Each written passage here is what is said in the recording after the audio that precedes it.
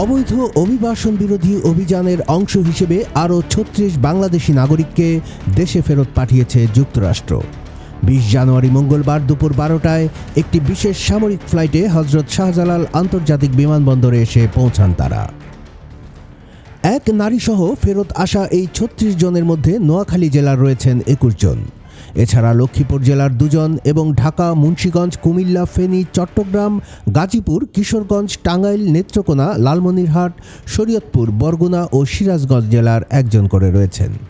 এ নিয়ে ২০২৫ সালের শুরু থেকে এখন পর্যন্ত যুক্তরাষ্ট্র থেকে ফেরত পাঠানো বাংলাদেশিদের সংখ্যা দাঁড়ালো ২৯৩ জনে। ফেরত আসা কর্মীদের সঙ্গে কথা বলে জানা গেছে ৩৬ জনের মধ্যে বেশিরভাগ প্রথমে জনশক্তি কর্মসংস্থান ও প্রশিক্ষণ ব্যুরো BMETর ছাড়পত্র নিয়ে বৈধভাবে ব্রাজিলে গিয়েছিলেন। পরে সেখান থেকে মেক্সিকো হয়ে অবৈধ পথে যুক্তরাষ্ট্রে প্রবেশ করেন তারা। যুক্তরাষ্ট্রে আশ্রয়ের জন্য আবেদন করলেও দীর্ঘ আইনি প্রক্রিয়া শেষে আবেদন প্রত্যাখ্যাত হওয়ায় তাদের বাংলাদেশে ফেরত পাঠানোর সিদ্ধান্ত নেয় মার্কিন প্রশাসন। ফেরত আসা নোয়াখালীর জাহিদুল ইসলাম জানান, দক্ষিণ আফ্রিকা হয়ে যুক্তরাষ্ট্র যাওয়ার আশায় তিনি দালালদের হাতে তুলে দেন প্রায় ৮০ লাখ টাকা।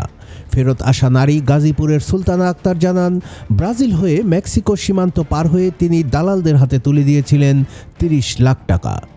নোয়াখালীর মীর হাসান, রিয়াদুল ইসলাম ও রাকিব ৫০ থেকে ৬০ লাখ টাকা খরচ করেও শেষ পর্যন্ত দেশে ফিরেছেন শূন্য হাতে।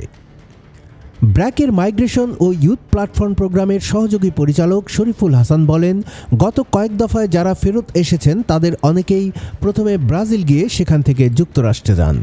সরকার যখন ব্রাজিলে বৈধভাবে কর্মী পাঠানোর অনুমোদন দেয় তখন তারা সত্যি ব্রাজিলে কাজ করতে যাচ্ছেন নাকি সেটিকে যুক্তরাষ্ট্রে যাওয়ার ট্রানজিট হিসেবে ব্যবহার করছেন সেটি খতিয়ে দেখার দাবি জানান তিনি।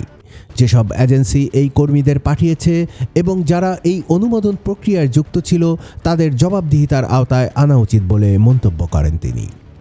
পরিসংখ্যানে দেখা যায় ২০২৫ সালে জনশক্তি রপ্তানি ব্যুরোর ছাড়পত্র নিয়ে মোট ১৩২০ জন বাংলাদেশি ব্রাজিলে গেছেন। তাদের মধ্যে নোয়াখালী জেলারই ৯৫১ জন।